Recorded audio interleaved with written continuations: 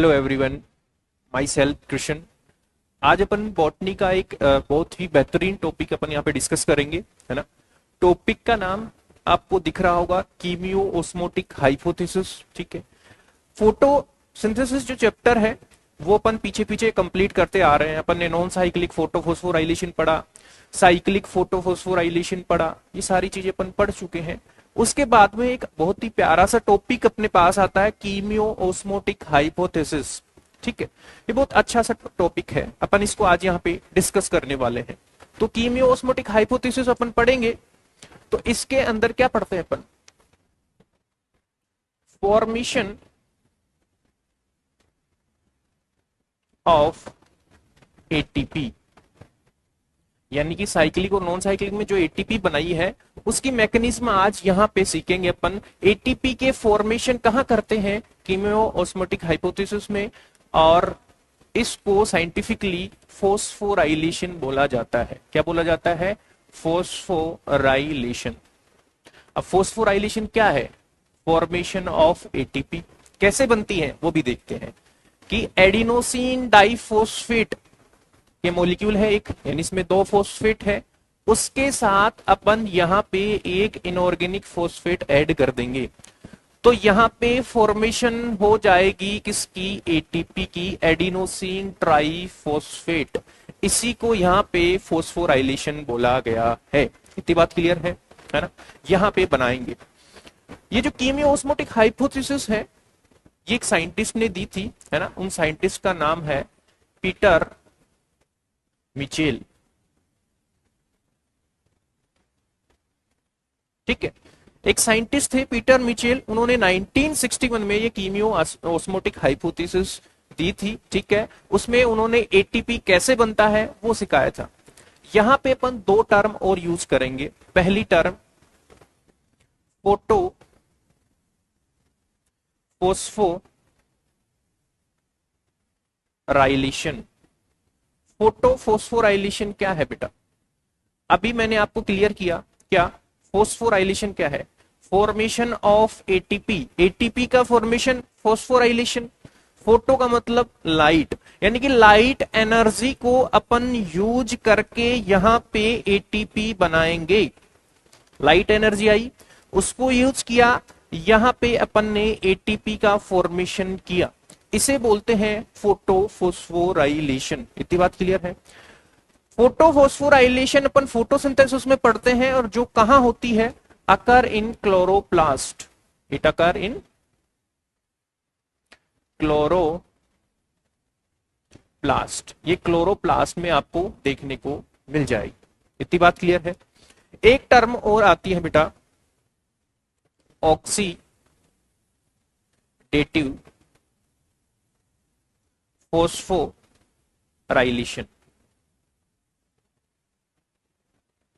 ठीक है, oxidative phosphorylation ये टर्म और आती है। ये इसका मतलब क्या है वो भी अपन देखते हैं। फोस्फोराइलेशन का मतलब फॉर्मेशन ऑफ एटीपी, ऑक्सीडेटिव का मतलब ऑक्सीडेशन। ऑक्सीडेशन की एनर्जी को यूज करके एटीपी बनाएंगे अपन। यहाँ पे ऑक्सीडेशन की एनर्जी यूज करेंगे और उससे अपन एटीपी का फॉर्मेशन करने वाले हैं। और ये होती कहाँ है बेटा? ये अपने को माइटोकॉन्ड्रिया के अंदर देखने को मिलती है।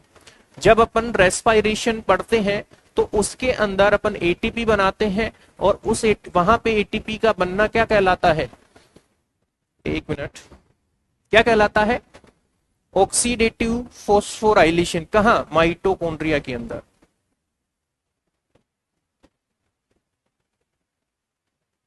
बेटा यहां पे अपन ने ज्यादा कुछ भी नहीं देखा है। एटीपी बनाई है, उसको बोलते हैं फोस्फोराइलेशन। कैसे बनती है? एडीपी में एक इनऑर्गेनिक फॉस्फेट जोड़ दो, यहां पे एटीपी बन जाएगी। पीटर मिचेल ने कीमियो ऑस्मोटिक हाइपोथेसिस दी थी।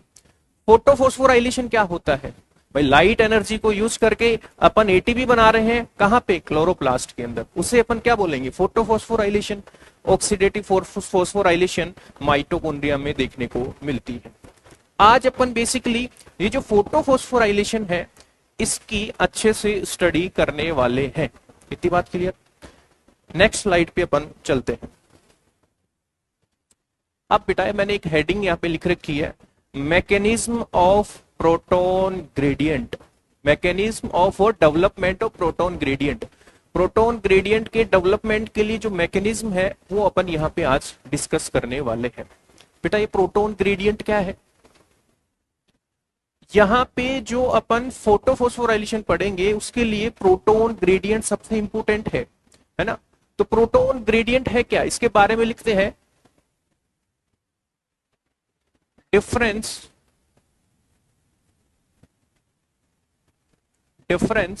इन प्रोटोन कंसंट्रेशन,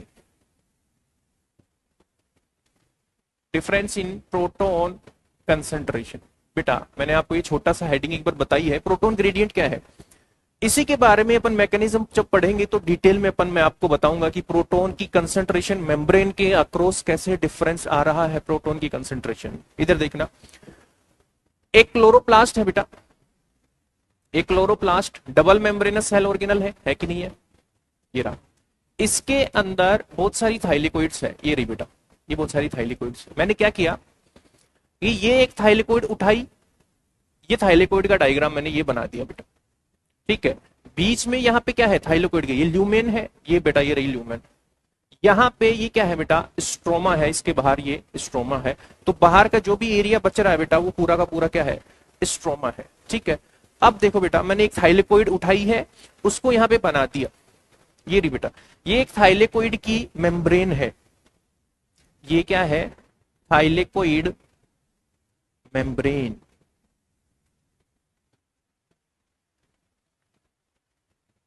ये थाइलेकोइड मेम्ब्रेन है बेटा, ये थाइलेकोइड मेम्ब्रेन की ये अंदर ये इनर साइड है, ये थाइलेकोइड मेम्ब्रेन की आउटर साइड है बेटा। छोटा छोटा लिख रहा हूं बट ये काम की इंफॉर्मेशन है।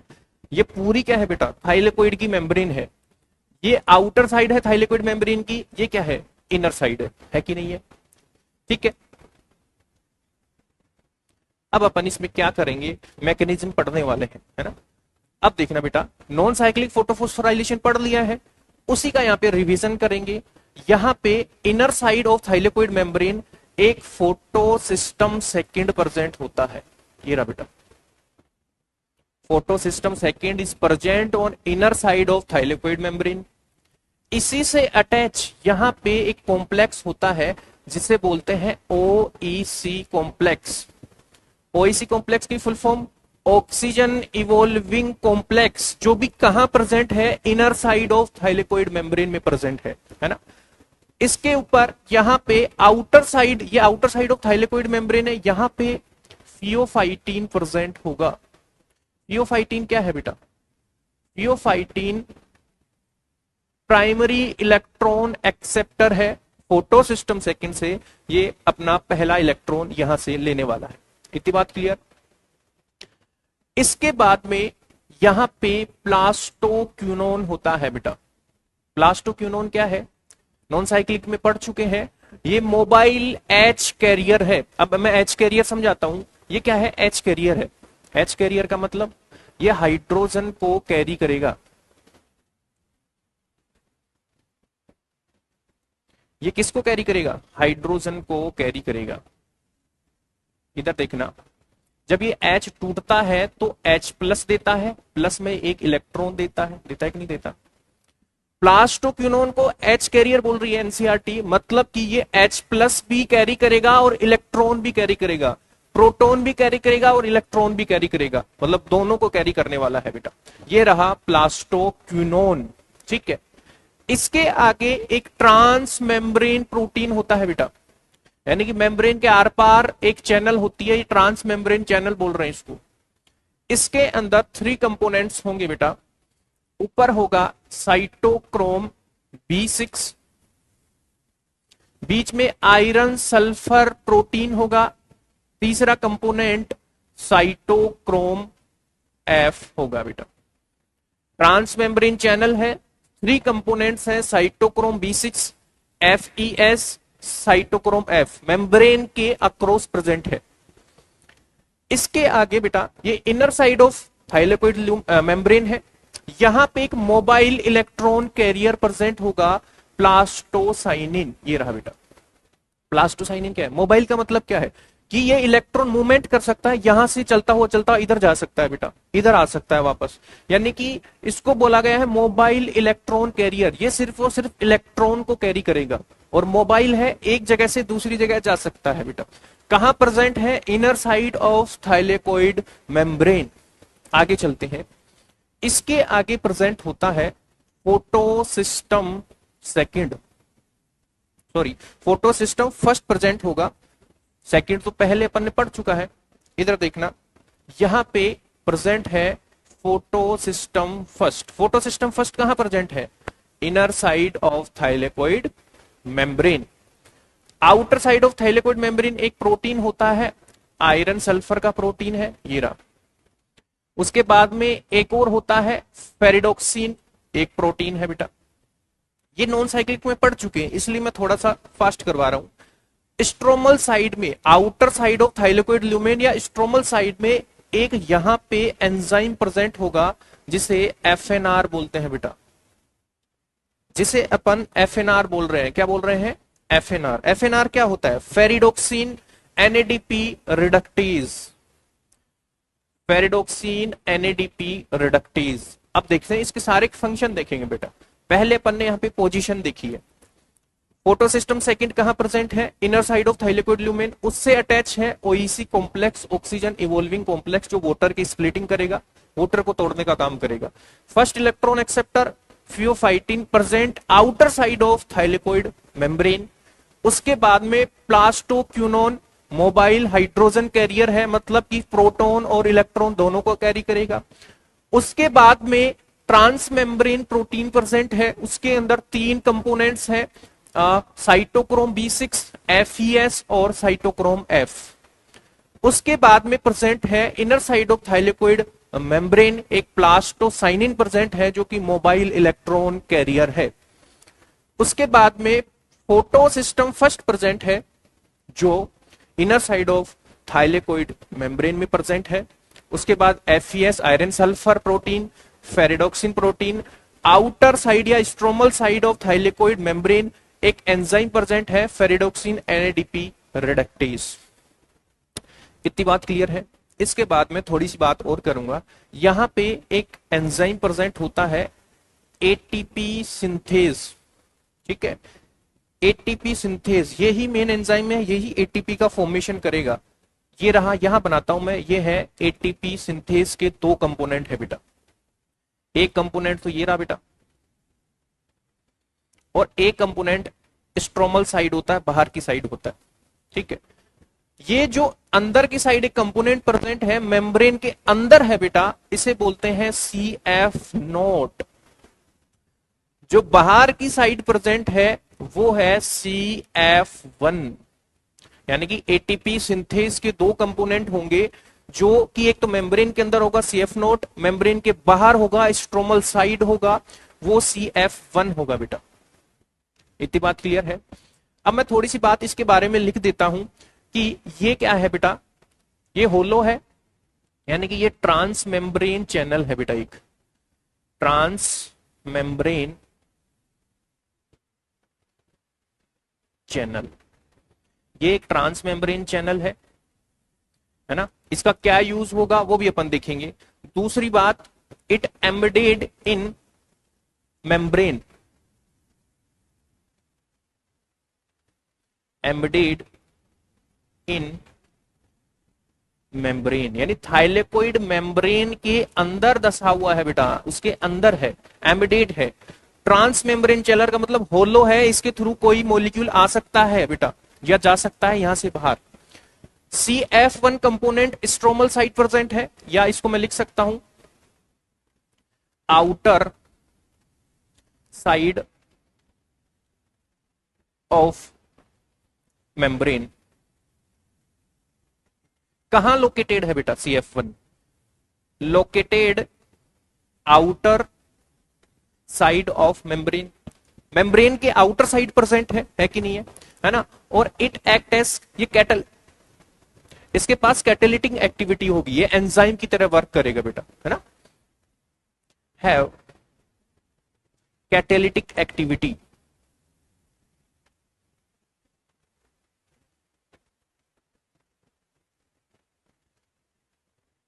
एक मिनट, ठीक है। इसके पास एंजाइम की तरह काम करने की क्षमता है, कैटालिटिक एक्टिविटी है।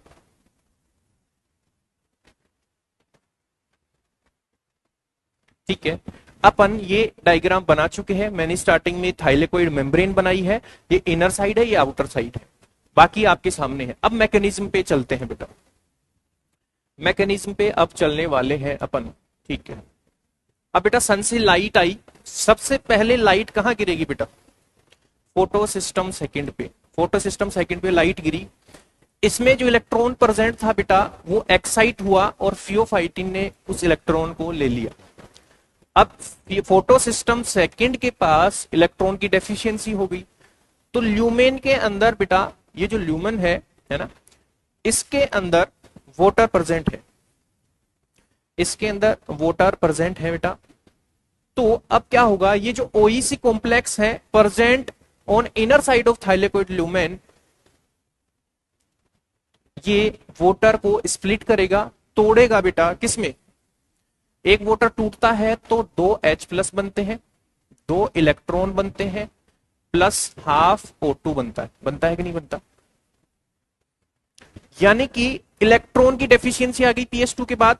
फिर PS2 OEC को बोलेगा कि आप हाइड्रोजन वोटर को तोड़िए, वहां से इलेक्ट्रॉन रिमूव करिए।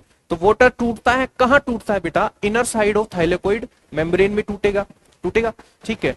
और ये जो H प्लस है वो एक्यूमुलेट कहां हो रहे हैं बेटा? ये ल्यूमेन है कि नहीं है? ल्यूमेन के अंदर एक्यूमुलेट हो रहे हैं। इतनी बात क्लियर है? अब ये जो 2 इलेक्ट्रॉन है ये PS2 लेगा और PS2 अपने दोनों इलेक्ट्रॉन किसको दे देगा? फियोफाइटिन को। इसने फियोफाइटिन को दोनों इलेक्ट्रॉन दे दिए, और फियोफाइटिन कहां प्रेजेंट है? Outer side of thylakoid membrane. अब फियोफाइटिन अपने दोनों इलेक्ट्रॉन किसको देता है? प्लास्टोक्यूनोन को। ये प्लास्टोक्यूनोन को 2 इलेक्ट्रॉन दे दिया। बट अपन पढ़ चुके हैं प्लास्टोक्यूनोन एक इलेक्ट्रॉन कैरियर के साथ साथ प्रोटॉन कैरियर भी है, मतलब कि H कैरियर है। तो ये स्ट्रोमल साइड है बेटा, ये स्ट्रोमल साइड है। स्ट्रोमल साइड से ये 2 H प्लस लेगा, इसने स्ट्रोमल साइड से 2 H प्लस ले लिए, ये ले लिए बेटा। अब 2 इलेक्ट्रॉन फियोफाइटिन से लिया, 2 इलेक्ट्रॉन स्ट्रोमा से इन्होंने प्लास्टोक्यूनोन ने ले लिया। अब ये जो प्लास्टोक्यूनोन है बेटा ये कन्वर्ट हो जाएगा, ये कन्वर्ट हो जाएगा PQH2, होगा कि नहीं होगा? 2 इलेक्ट्रॉन 2 H प्लस को जोड़ेंगे तो 2 हाइड्रोजन बनेंगे कि नहीं बनेंगे? ठीक है, तो ये प्लास्टोक्यूनोन था, कन्वर्ट हो गया प्लास्टोक्विनोल के अंदर कन्वर्ट हो जाता है बेटा। अब इसके पास एक्स्ट्रा क्या है? 2 इलेक्ट्रॉन एक्स्ट्रा है, 2 H प्लस एक्स्ट्रा है। अब क्या होगा आगे देखना कि ये अपने 2 इलेक्ट्रॉन कैरियर साइटोक्रोम F को दे देता है। ये साइटोक्रोम F को 2 इलेक्ट्रॉन किसने दे दिए बेटा? PQH2 ने। अब इसके पास एक्स्ट्रा क्या है? H प्लस एक्स्ट्रा है, कितने? 2 H प्लस ये ल्यूमेन के अंदर छोड़ देगा, ये 2 H प्लस इन्होंने ल्यूमेन के अंदर छोड़ दिए। अब बेटा ये वापस से कन्वर्ट हो गया किसके अंदर? प्लास्टोक्यूनोन के अंदर कन्वर्ट हो गया कि नहीं हो गया? स्ट्रोमा से H प्लस उठाता है और ल्यूमेन के अंदर डालता है, इसीलिए इसको अपन प्रोटोन पंप बोल रहे हैं। किसको? Plastoquinone is a proton pump, जो पंप कर रहा है स्ट्रोमा से ल्यूमेन H प्लस उठा के ल्यूमेन के अंदर। 2 इलेक्ट्रॉन अब साइटोक्रोम F के पास पहुंच चुके हैं। अब बेटा ये अपने दोनों इलेक्ट्रॉन किसको देगा? मोबाइल इलेक्ट्रॉन कैरियर कौन है? Plastocyanin, present inner side of thylakoid lumen. इसको इन्होंने 2 इलेक्ट्रॉन दे दिए। किसने दिए बेटा? साइटोक्रोम F ने। अब बेटा ये मोबाइल है, अपनी जगह से घूमता घूमता घूमता आगे जाएगा, है ना? जाएगा कि नहीं जाएगा? अब बेटा यहां पे फोटो सिस्टम फर्स्ट प्रेजेंट है कि नहीं है? तो यहां भी लाइट गिरेगी बेटा, इसके ऊपर भी लाइट गिरती है, तो इसका इलेक्ट्रॉन जो होते हैं वो क्या होते हैं? एक्साइट होते हैं। इलेक्ट्रॉन एक्साइट होंगे, फिर उनको एक्सेप्ट कौन करेगा? आयरन सल्फर प्रोटीन उसको एक्सेप्ट कर लेगा। तो इसके पास डेफिशिएंसी होगी कि नहीं होगी इलेक्ट्रॉन की? PS फर्स्ट के पास डेफिशिएंसी बिल्कुल होगी बेटा, और डेफिशिएंसी होगी तो उस डेफिशिएंसी को पूरा कौन करेगा? प्लास्टोसाइनिन। प्लास्टोसाइनिन ने 2 इलेक्ट्रॉन दे दिए किसको? PS फर्स्ट के पास, और PS फर्स्ट ने खुद के दोनों इलेक्ट्रॉन किसको दिए बेटा? आयरन सल्फर प्रोटीन को 2 इलेक्ट्रॉन दे दिए। अब 2 इलेक्ट्रॉन जो आयरन सल्फर प्रोटीन के पास है वो अपने 2 इलेक्ट्रॉन किसको देगा बेटा? फेरेडोक्सिन को देगा। देगा कि नहीं देगा? अब फेरेडोक्सिन के पास 2 इलेक्ट्रॉन पहुंच चुके हैं, है ना। आगे चलते हैं, आगे चलते हैं। ये स्ट्रोमल साइड है बेटा, ये स्ट्रोमा है। स्ट्रोमा के अंदर यहां पे NADP प्लस प्रेजेंट होता है, ठीक है। NADP प्लस प्रेजेंट होगा और NADP प्लस जो होता है वो 2 इलेक्ट्रॉन FD से लेता है बेटा। इसके पास 2 इलेक्ट्रॉन चले गए, ये 2 इलेक्ट्रॉन FD से ले लिया, ठीक है। और 2 H प्लस स्ट्रोमा से लेता है बेटा, ये स्ट्रोमा से 2 H प्लस ले लिया। अब ये रिड्यूस्ड होकर के कन्वर्ट हो जाता है किसके अंदर? NADPH2 के अंदर कन्वर्ट हो गया। कौन से एंजाइम की प्रेजेंस में बेटा? Ferredoxin NADP reductase enzyme NADP plus को NADPH2 के अंदर कन्वर्ट कर देता है। अब इसके अंदर जो 2 इलेक्ट्रॉन थे कहां से आए थे बेटा? वो 2 इलेक्ट्रॉन फेरिडोक्सिन से आए थे बेटा, फेरिडोक्सिन से। ये फेरिडोक्सिन ने खुद के 2 इलेक्ट्रॉन इसको दिए थे, ये बेटा, और ये कन्वर्ट हो गया किसके अंदर? NADPH2 के अंदर। जब NADPH2 बना तो इसको 2 इलेक्ट्रॉन 2 H प्लस चाहिए थे। ये 2 H प्लस कहां से आए बेटा? स्ट्रोमल साइड से बेटा। ये 2 H प्लस कहां से आए? स्ट्रोमा से। ये स्ट्रोमा से दोनों H प्लस आए। इतनी बात क्लियर है? ये नॉन साइक्लिक फोटो फोस्फोराइलेशन अपन ने पढ़ा, जो अपन पहले पढ़ चुके हैं, उसी को अपन ने रिवाइज किया है। इतनी बात क्लियर है? अब बेटा देखना, सबसे इंपॉर्टेंट पॉइंट यहां पे चल रहा है कि अपन प्रोटॉन ग्रेडियंट कैसे बनाएंगे। मैंने प्रोटॉन ग्रेडियंट की डेफिनेशन क्या लिखी? Difference in proton concentration. Proton concentration में डिफरेंस। अब देखना कैसे प्रोटॉन कंसेंट्रेशन में डिफरेंस बनेगा। पहला पॉइंट, सबसे पहले फोटोलाइसिस ऑफ वाटर हुआ, OEC कॉम्प्लेक्स ने किया, इसने 2H प्लस बनाए, 2 इलेक्ट्रॉन हाफ O2। ये जो H प्लस बनाए बेटा वो ल्यूमेन में इकट्ठे हो रहे थे कि नहीं हो रहे थे? बिल्कुल बेटा, ये H प्लस ल्यूमेन के अंदर इकट्ठे होते चले जा रहे हैं। उसके बाद में फ्यूफाइटिन के पास इलेक्ट्रॉन गया, फिर प्लास्टोक्यूनोन जो कि मोबाइल H कैरियर है, ये प्रोटॉन पंप की तरह एक्ट करेगा, स्ट्रोमा से H प्लस उठाएगा और ल्यूमेन के अंदर डाल देगा बेटा। तो स्ट्रोमा के अंदर बेटा H प्लस कम हो रहे कि नहीं हो रहे? स्ट्रोमा के अंदर H प्लस जो हो रहे हैं बेटा कम हो रहे हैं बेटा, यहां H प्लस बढ़ रहे हैं। H प्लस कौन बढ़ा रहा है? एक तो प्रोटॉन पंप बढ़ा रहा है, दूसरा फोटोलाइसिस ऑफ वाटर से H प्लस यहां पे बढ़ रहा है। तीसरा, यहां पे एक एंजाइम प्रेजेंट है FNR फेरिडोक्सिन NADP रिडक्टेज। ये रिडक्शन का काम करेगा। जब रिडक्शन करता है तो इसको 2 H प्लस चाहिए और ये 2 H प्लस स्ट्रोमा से एक्यूमुलेट करता है, स्ट्रोमा से लेता है और किस में कन्वर्ट कर देता है? NADP प्लस को NADPH2 में। यानी कि स्ट्रोमा के अंदर भी H प्लस कम कर रहा है। कर रहा है कि नहीं हो रहा? अल्टीमेटली मैं बात करूं तो स्ट्रोमा के अंदर H प्लस डिक्रीज हो रहा है, ल्यूमेन के अंदर H प्लस इंक्रीज हो रहा है। यहां डिक्रीज हुआ स्ट्रोमा में, ल्यूमेन में इंक्रीज हो गया। क्या प्रोटॉन की कंसंट्रेशन में डिफरेंस आ गया? आ गया कि नहीं आ गया? ल्यूमेन में ज्यादा है प्रोटॉन, यहां कम है, प्रोटॉन की कंसंट्रेशन में डिफरेंस आ गया। उसी को ही तो अपन प्रोटॉन ग्रेडियंट बोल रहे हैं। डेफिनेशन क्लियर हुई प्रोटॉन ग्रेडियंट की, है ना। अब यहां पे प्रोटॉन ज्यादा है, इसका मतलब प्रोटॉन ग्रेडियंट ल्यूमेन के अंदर ज्यादा है, यहां पे प्रोटॉन ग्रेडियंट कम है। इतना बात क्लियर है? आप केमिस्ट्री में भी पढ़ते हो, जहां H प्लस ज्यादा होगा pH कम होगी बेटा। यहां पे pH कम होती है, यहां स्ट्रोमा के अंदर pH ज्यादा होती है कि नहीं होती? अब एक पॉइंट और देखना, ल्यूमेन के अंदर लगातार H प्लस इंक्रीज हो रहा है, तो यहां पे पॉजिटिव चार्ज मेम्ब्रेन की ओर बढ़ रहा है बेटा, ये पॉजिटिव चार्ज। स्ट्रोमा बाहर साइड है बेटा, स्ट्रोमा जो है वहां H प्लस कम हो रहा है, मतलब वहां नेगेटिव चार्ज बढ़ रहा है बेटा। मेम्ब्रेन के अंदर पॉजिटिव, बाहर नेगेटिव, इसको अपन बोलते हैं इलेक्ट्रोपोटेंशियल ग्रेडियंट। इलेक्ट्रोपोटेंशियल ग्रेडियंट यानी कि इलेक्ट्रोपोटेंशियल ग्रेडियंट मेम्ब्रेन के अक्रॉस जनरेट हो गया। इलेक्ट्रोपोटेंशियल ग्रेडियंट ल्यूमेन के अंदर ज्यादा है बेटा, ल्यूमेन के अंदर इलेक्ट्रोपोटेंशियल ग्रेडियंट ज्यादा है, बाहर स्ट्रोमा में कम है बेटा। इतनी बात क्लियर है? ये पॉइंट अपन देख चुके हैं। यहां तक इतना काम हो गया। अब अपन आगे बढ़ने वाले हैं कि ये जो प्रोटॉन ग्रेडियंट डेवलप हुआ है किस किस चीजों की वजह से डेवलप हुआ है, वो नेक्स्ट स्लाइड में आपको लेके चलता हूं। Proton gradient develop due to, किस किस वजह से प्रोटॉन ग्रेडियंट डेवलप हुआ है? प्रोटॉन ग्रेडियंट की डेफिनेशन क्या थी? मेम्ब्रेन के अक्रॉस क्या प्रोटॉन में डिफरेंस आना ही क्या था बेटा? प्रोटॉन ग्रेडियंट था। अब ये बना कैसे, प्रोटॉन ग्रेडियंट जनरेट कैसे हुआ, डेवलप कैसे हुआ? पहला कारण अपन पढ़ भी चुके हैं बेटा। पहली वजह क्या है? Photolysis of water. पहला कारण है फोटोलाइसिस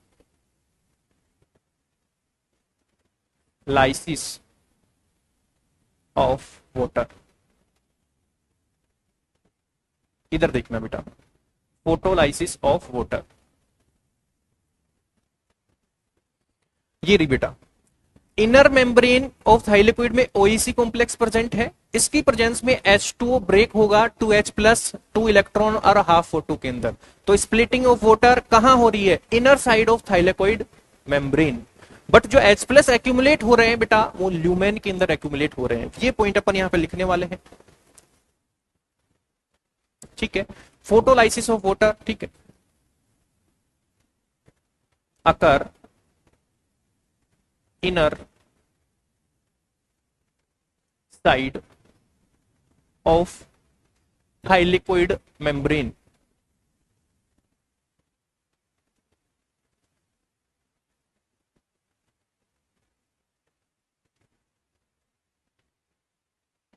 ठीक है। अब बेटा मैं वो रिएक्शन लिखता हूं, है ना। Inner side of thylakoid membrane में क्या हो रही है? फोटोलाइसिस हो रही है। वाटर आया बेटा, यहां पे वाटर प्रेजेंट था। वाटर स्प्लिट होता है और किसकी प्रेजेंस में? OEC complex, oxygen evolving complex present inner side of thylakoid membrane, ठीक है। और यहां पे 2H प्लस बनते हैं, प्लस 2 इलेक्ट्रॉन बनते हैं, प्लस हाफ O2 बनती। 2H प्लस बना बेटा, वो एक्यूमुलेट हो गया in lumen, accumulate in lumen. Lumen के अंदर बेटा ये एक्यूमुलेट हो जाता है। इलेक्ट्रॉन को इलेक्ट्रॉन कैरियर्स ले जाते हैं, पहले फियोफाइटिन, फिर आगे वो कंटिन्यूअसली चलता रहता बेटा ETS के अंदर। O2 बेटा ल्यूमेन में जाएगी और फिर सेल से बाहर ये आ जाती है बेटा। इतने पॉइंट क्लियर है? दूसरा पॉइंट बेटा, प्रोटॉन ग्रेडियंट दूसरे किस कारण से जनरेट हुआ? Proton pump.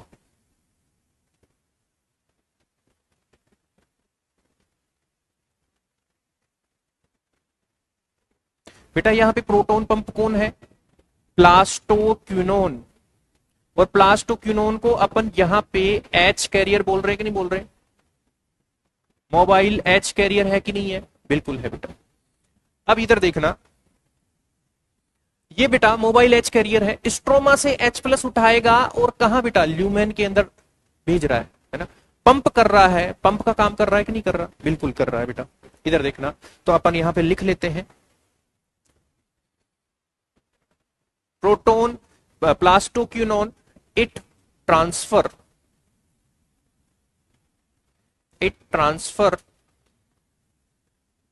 H plus from stroma to lumen. Stroma से ल्यूमेन की ओर ये प्लास्टोक्विनोन क्या कर रहा है? H प्लस को ट्रांसफर कर रहा है। अब एक पॉइंट सबसे इंपॉर्टेंट यहां पे देखना बेटा, यहां पे लगातार H प्लस बढ़ रहा है ल्यूमेन के अंदर, बट यहां पे स्ट्रोमा के अंदर कम हो रहा है। मतलब कि लो कंसंट्रेशन से हाई कंसंट्रेशन की ओर H प्लस को पंप कौन कर रहा है? प्लास्टोक्विनोन कर रहा है बेटा। कर रहा है कि नहीं कर रहा? तो बेटा लो कंसंट्रेशन से हाई कंसंट्रेशन की ओर किसी चीज को ट्रांसफर जब अपन करते हैं तो एनर्जी की रिक्वायरमेंट लगेगी, वो एक एक्टिव प्रोसेस होती है। अब इसके पास एनर्जी कहां से आएगी? सोचने वाली बात है। अब बेटा ये जो इलेक्ट्रॉन मूव कर रहा है, इधर से उधर जा रहा है बेटा ETS के अंदर, तो बेटा ये फ्री एनर्जी होती है इसकी, ये कुछ एनर्जी रिलीज करता है, इसकी कुछ फ्री एनर्जी है, उस फ्री एनर्जी को यूज करके प्लास्टोक्यूनोन जो कि एक एच कैरियर है, प्रोटॉन को स्ट्रोमा से ल्यूमेन के अंदर डाल देता है। ठीक है, तो क्या यूज कर रहा है, कौन सी एनर्जी यूज कर रहा है बेटा, ये यूज कर रहा है फ्री एनर्जी ऑफ इलेक्ट्रॉन, है ना। 8 use free energy of electron, electron की जो फ्री एनर्जी है बेटा उसको यूज करके प्रोटॉन को ये पंप कर रहा है स्ट्रोमा से ल्यूमेन की ओर। ठीक है, तीसरा पॉइंट यहां पे अपन लिखते हैं, और प्रोटॉन ग्रेडियंट किसकी वजह से डेवलप हो रहा है बेटा, एक एंजाइम है NADP reductase, ferredoxin NADP reductase, NADP reductase. ये एंजाइम क्या करेगा बेटा, पहली बात ये प्रेजेंट कहां होता है, NADP reductase is present outer side of thylakoid lumen.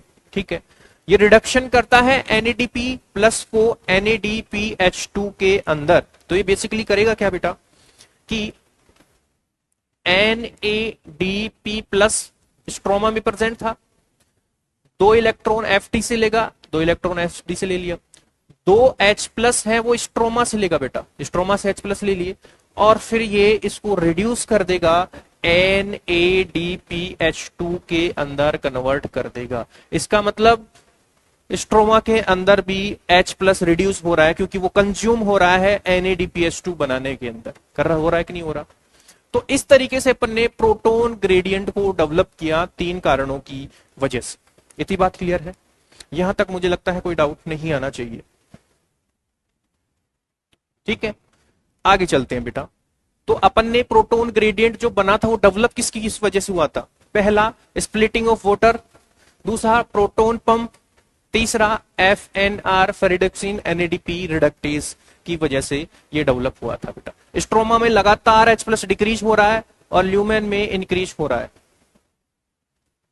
आगे चलते हैं बेटा, अब मैं थोड़ा सा एक ब्लैंक स्लाइड लेके आया हूं, यहां पे थोड़ी सी और डिस्कस करते हैं। पहले मैं लेता हूं बेटा ल्यूमेन।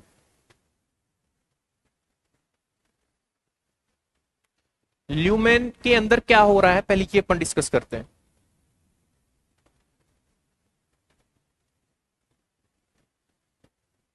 ल्यूमेन में बेटा प्रोटॉन ग्रेडियंट हाई है, H प्लस की कंसेंट्रेशन क्या है बेटा, ज्यादा है, यहां पे H प्लस कंसेंट्रेशन यहां पे ज्यादा है, इसलिए प्रोटॉन ग्रेडियंट की कंसेंट्रेशन भी क्या है बेटा, ज्यादा है।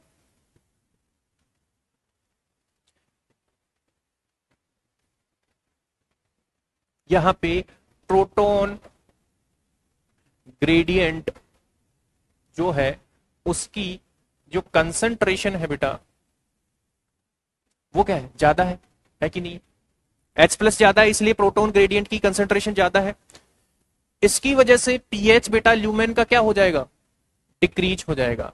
और अपन ने एक चीज और देखी है बेटा, ल्यूमेन के अंदर इलेक्ट्रोपोटेंशियल ग्रेडियंट हाई होता है कि नहीं होता, इलेक्ट्रो पोटेंशियल ग्रेडियंट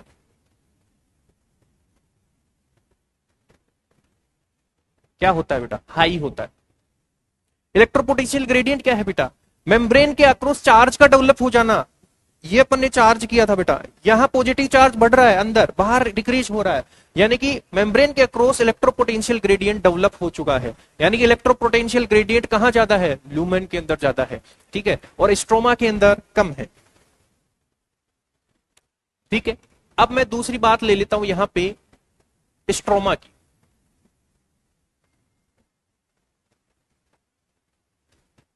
ठीक है, स्ट्रोमा के अंदर क्या हो रहा है पहले ये अपन देखते हैं।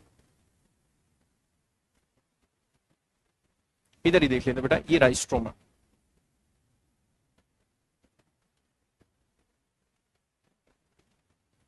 स्ट्रोमा में बेटा H प्लस लगातार कम हो रहा है, H प्लस लगातार डिक्रीज हो रहा है। इसकी वजह से प्रोटॉन ग्रेडियंट क्या होगा, डिक्रीज होगा।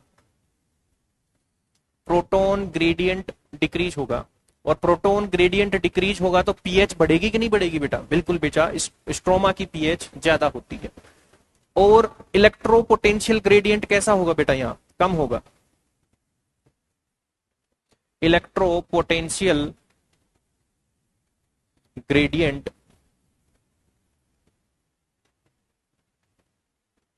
क्या होगा बेटा? यहां पे ज्यादा होगा कि नहीं होगा? ठीक है, तो इस पे अपन को यही पढ़ना था कि ल्यूमेन के अंदर H प्लस ज्यादा तो प्रोटॉन ग्रेडियंट की कंसेंट्रेशन ज्यादा, पीएच कम होती है, इलेक्ट्रोपोटेंशियल ग्रेडियंट भी ज्यादा होता है। स्ट्रोमा के अंदर H प्लस कम होगा। H प्लस कम कौन कर रहा है बेटा? एक तो प्रोटॉन पंप कर रहा है, दूसरा FNR कम कर रहा है बेटा। प्रोटॉन ग्रेडियंट कम हो गया, पीएच बढ़ गई, इलेक्ट्रोपोटेंशियल ग्रेडियंट जो है वो भी क्या हो जाता है यहाँ पे? सॉरी, डिक्रीज होता है, इंक्रीज नहीं, यहाँ पे डिक्रीज होता है। ठीक है, अब बेटा नेक्स्ट स्लाइड में जाने से पहले अपन और कुछ डिस्कस करते हैं। मतलब अपन देख चुके हैं कि ल्यूमेन में लगातार H प्लस बढ़ रहा है बेटा, तो यहाँ बहुत सारा H प्लस इकट्ठा हो रहा है बेटा, H प्लस ही H प्लस इकट्ठा होता जा रहा है, ये H प्लस ल्यूमेन के अंदर इकट्ठा होता जा रहा है। अब ल्यूमेन एक मेम्ब्रेन की चारों ओर घिरी हुई है, ये पूरी मेम्ब्रेन है बेटा, ये मेम्ब्रेन कार्डियोलिपिन की बनी हुई होती है, उसके अंदर ये एक ट्रांस मेम्ब्रेन प्रोटीन CF0 होता है, उसके आगे CF1 होता है बेटा। तो इसके पास और कोई रास्ता नहीं है, जितने भी H प्लस है बाहर जाने के लिए कोई रास्ता नहीं है, सिर्फ और सिर्फ एक रास्ता है बेटा, CF0, इसी के थ्रू ये बाहर जा सकता है, और कोई मेम्ब्रेन में और कोई भी पोर नहीं है जिसके थ्रू ये H प्लस बाहर जाए। कंसेंट्रेशन यह ज्यादा है, यहां कम है बेटा, तो पूरा का पूरा जो H प्लस है बेटा, ये जो H प्लस है ये बाहर रिमूव होगा। बाहर रिमूव होगा तो एनसीईआरटी ने इसको एक टर्म दी है, breakdown of proton gradient. H plus का ल्यूमेन से CF0 के थ्रू बाहर जाना क्या कहलाता है? Breakdown of proton gradient. इतनी बात क्लियर है? तो एक डेफिनेशन लिखते हैं, फिर आगे की मैकेनिज्म अपन देखने वाले। हाँ, एटीपी सिंथेज का एक्शन से पहले अपन एक टर्म यहां पे डिस्कस करेंगे कि एनसीईआरटी ने बोला है ब्रेकडाउन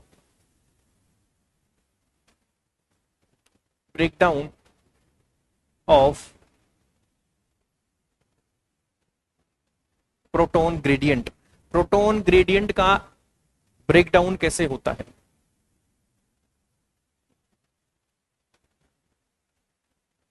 इधर देखना बेटा, प्रोटॉन ग्रेडियंट ल्यूमेन के अंदर बढ़ चुका है ना, तो इसको अपन ऐसे डिफाइन कर सकते हैं कि मूवमेंट ऑफ प्रोटॉन, इसको इस तरीके से कर सकते हैं, movement of proton from lumen to stroma. Lumen से स्ट्रोमा की और प्रोटॉन का मूव होना थ्रू CF0 पार्टिकल। यहां पे एक ही तो ट्रांसमेम्ब्रेन चैनल है, through CF0 particle.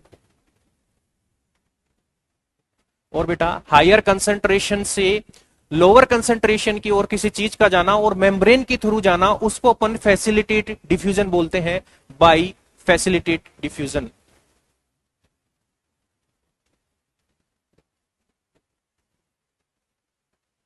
Facilitated diffusion. Facilitated diffusion क्या होता है बेटा? फैसिलिटेटेड डिफ्यूजन हायर कंसंट्रेशन से लोअर कंसंट्रेशन की ओर जाना with the help of transmembrane protein, उसी को अपन फैसिलिटेट डिफ्यूजन बोलते हैं बेटा। ठीक है, अब देखना बेटा, इस डायग्राम में एक चीज देखना, यहां कंसंट्रेशन बेटा बहुत ज्यादा है, हायर कंसंट्रेशन से लोअर कंसंट्रेशन की ओर बाहर प्रोटॉन मूव करेगा, उसी को अपन बोलते हैं ब्रेकडाउन ऑफ प्रोटॉन ग्रेडियंट। ठीक है, किसके थ्रू जाएगा? CF0। CF0 क्या है बेटा? एक ट्रांस मेम्ब्रेन चैनल है, होलो चैनल है, एम्बेडेड इन मेम्ब्रेन के अंदर है, मतलब दसा हुआ है। यहां से जब प्रोटॉन जाएगा, ठीक है, तो क्या होगा, ये चीज अपन यहां पे देखने वाले हैं। H प्लस जब ल्यूमेन से स्ट्रोमा की ओर जाएगा तो किसके थ्रू जाएगा बेटा? H प्लस जा रहा है CF0 पार्टिकल से, CF0 पार्टिकल से बाहर स्ट्रोमा की ओर H प्लस मूव कर गया, कर गया। अब ये जब ल्यूमेन से स्ट्रोमा की ओर जाएगा तो बेटा ये जो CF0 पार्टिकल है ये अपनी एक्सिस पे रोटेट होना चालू हो जाएगा। इस तरीके से है, CF1 पार्टिकल बाहर लगा हुआ है ऐसे, ये है क्या CF0 पार्टिकल, ये घूमने लग गया। इसके साथ कौन अटैच है, CF1 पार्टिकल। जब ये घूमने लग जाएगा CF0 पार्टिकल तो उसके साथ साथ CF1 भी घूमेगा। CF1 भी बेटा ऐसे घूमने लग जाता है, ठीक है, ये एकदम ऐसे घूमने लग जाता है। जब CF1 पार्टिकल यहाँ पे घूमने लग जाएगा तो इसमें एक कन्फर्मेशनल चेंज होगा, और कन्फर्मेशनल चेंज होगा तो ये एंजाइम तो था ही बेटा, तो ये एक्टिवेट हो जाएगा, ये एंजाइम की तरह वर्क करने लग जाएगा, और यहां पे केमिकल रिएक्शन होगी। वो केमिकल रिएक्शन क्या होगी, ADP से प्लस इनऑर्गेनिक फॉस्फेट मिलाएंगे और उसके से अपन ATP का फॉर्मेशन कर देंगे। इतनी बात क्लियर है। जब H प्लस बाहर जाएगा तो कन्फर्मेशनल चेंज होगा CF1 पार्टिकल में, इसका एंजाइम एक्टिविटी एक्टिवेट हो जाएगी, एंजाइम की तरह वर्क करेगा, एक केमिकल रिएक्शन होगी, ADP में इनऑर्गेनिक फॉस्फेट जुड़ेगा और ATP का फॉर्मेशन हो जाएगा। स्टार्टिंग में बात तो कर रहे थे कि ATP का फॉर्मेशन फॉस्फोराइलेशन कहलाता है। ये जो प्रोटॉन ग्रेडियंट जनरेट हुआ है ये लाइट की वजह से तो जनरेट हुआ है, लाइट गिरी, इलेक्ट्रॉन मूव हुआ, H प्लस अंदर आ रहा है, H प्लस टूट रहा है, यहाँ पे पूरा H प्लस एक्यूमुलेट हो गया और ये लाइट की वजह से ही हुआ है। यहाँ पे ATP बनी, उसको फॉस्फोराइलेशन बोल रहे हैं, लाइट की वजह से प्रोटॉन ग्रेडियंट बना, इसके लिए इसको फोटो फॉस्फोराइलेशन अपन बोल रहे हैं। यहाँ लिखने की जगह नहीं है, अपन नेक्स्ट स्लाइड पे वहां पे लिखते हैं। तो मैकेनिज्म समझ में आई। सबसे पहले मैकेनिज्म में पढ़ते हैं breakdown of proton gradient. Proton gradient का अपन यहाँ पे ब्रेकडाउन करेंगे, ठीक है। ये ब्रेकडाउन करेंगे तो movement of proton from lumen to stroma through CF0 particle by facilitate diffusion, है ना, बाहर जा रहा है बेटा, तो बाहर जाएगा तो क्या होगा, CF0 और CF1 दोनों घूमने लग जाएंगे बेटा। तो CF1 में क्या होगा बेटा, कन्फर्मेशनल चेंज होगा, कन्फर्मेशनल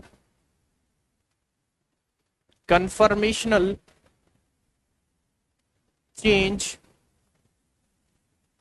इन CF1 पार्टिकल, ठीक है। CF1 पार्टिकल के अंदर बेटा कन्फर्मेशनल चेंज होगा।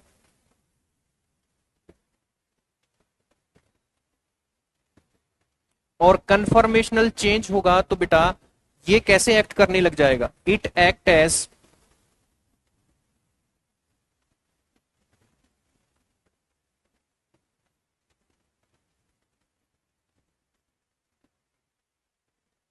ठीक है। अब बेटा उसमें कन्फर्मेशनल चेंज हो गया, वो घूमने लग गया, तो वो जो एंजाइम एक्टिविटी थी वो एक्टिवेट हो जाएगा। तो इट एक्ट एज या एक्ट एज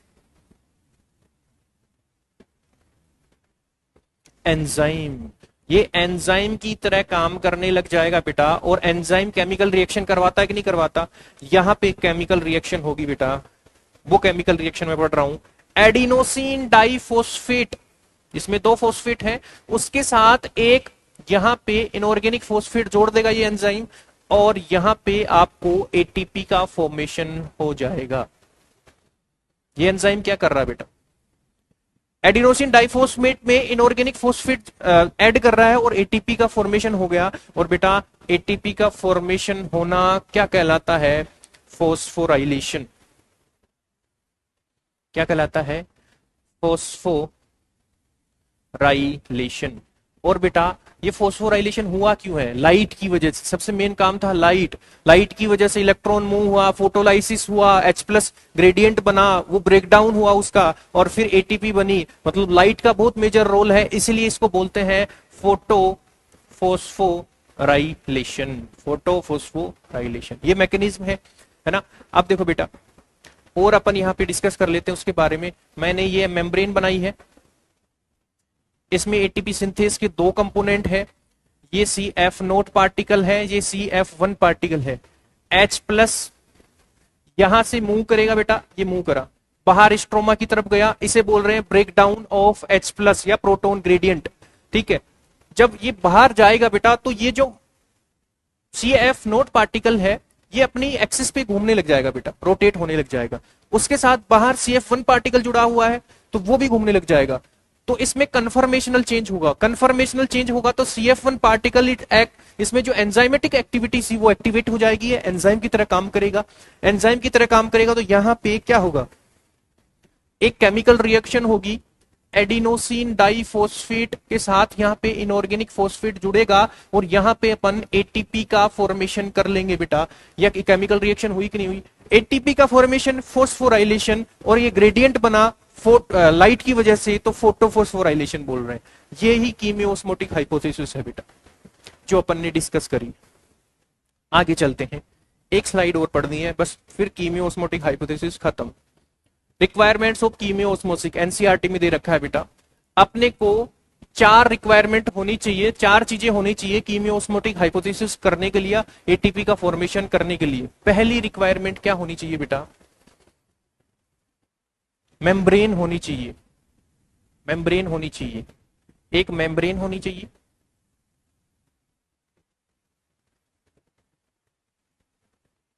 दूसरा, एक प्रोटोन पंप होना चाहिए। प्रोटोन पंप कौन है बेटा यहाँ पे, प्लास्टोक्यूनोन।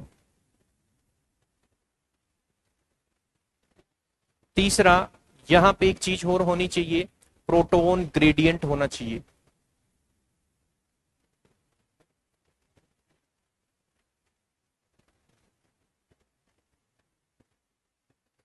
चौथा, यहां पे एटीपी सिंथेज एंजाइम होना चाहिए। बेटा रिक्वायरमेंट्स मैं आपको समझाता हूं, ये 4 रिक्वायरमेंट्स होनी चाहिए तभी अपन कीमियोस्मोसिस करवा सकते हैं। देखना, मेम्ब्रेन क्यों होनी चाहिए बेटा, ये रही बेटा थाइलेकोइड मेम्ब्रेन। इस मेम्ब्रेन के अंदर इलेक्ट्रॉन कैरियर्स प्रेजेंट हैं, इलेक्ट्रॉन को कैरी कर रहे हैं बेटा। इलेक्ट्रॉन को कैरी करेंगे तो इलेक्ट्रॉन की एनर्जी प्रोटोन पंप यूज करेगा, स्ट्रोमा से H+ ल्यूमेन के अंदर छोड़ेगा, छोड़ेगा कि नहीं छोड़ेगा। फिर यहां पे प्रोटोन ग्रेडियंट बनेगा। प्रोटोन ग्रेडियंट का ब्रेकडाउन किससे होगा, एटीपी सिंथेस से होगा, और एटीपी सिंथेस यहाँ पे एटीपी का फॉर्मेशन कर देगा। इसलिए ये चारों चीजें चाहिए, एक मेम्ब्रेन चाहिए, दूसरा प्रोटोन पंप चाहिए, प्रोटोन ग्रेडियंट चाहिए, एटीपी सिंथेस चाहिए। ये चारों अपने को चाहिए ही चाहिए, इसके बिना आप प्रोटोन ग्रेडियंट एटीपी का फॉर्मेशन नहीं कर सकते, कीमियोस्मोसिस नहीं कर सकते बेटा। मेम्ब्रेन क्यों चाहिए, क्योंकि सारे इलेक्ट्रॉन कैरियर यहां प्रेजेंट है। इलेक्ट्रॉन मूव करेगा मेम्ब्रेन में तो उसकी फ्री एनर्जी को यूज करके प्रोटोन पंप स्ट्रोमा से H+ ल्यूमेन में डालेगा। प्रोटोन ग्रेडियंट ल्यूमेन के अंदर ज्यादा होगा और प्रोटोन ग्रेडियंट के टूटने से एटीपी सिंथेसिस के अंदर कन्फर्मेशनल चेंज होगा और वो एक केमिकल रिएक्शन स्ट्रोमल साइट बनाएगा, उससे एटीपी का सिंथेसिस हो जाएगा। इसी को अपन फोटोफॉस्फोराइलेशन बोलते हैं। ठीक है, ये हो चुका है। एनसीईआरटी में इतना ही पॉइंट दे रखा था अपना, ठीक है, तो अपन ने डिस्कस कर लिया है बेटा। ठीक है, यही अपना कीमियोस्मोटिक हाइपोथेसिस है। ठीक है।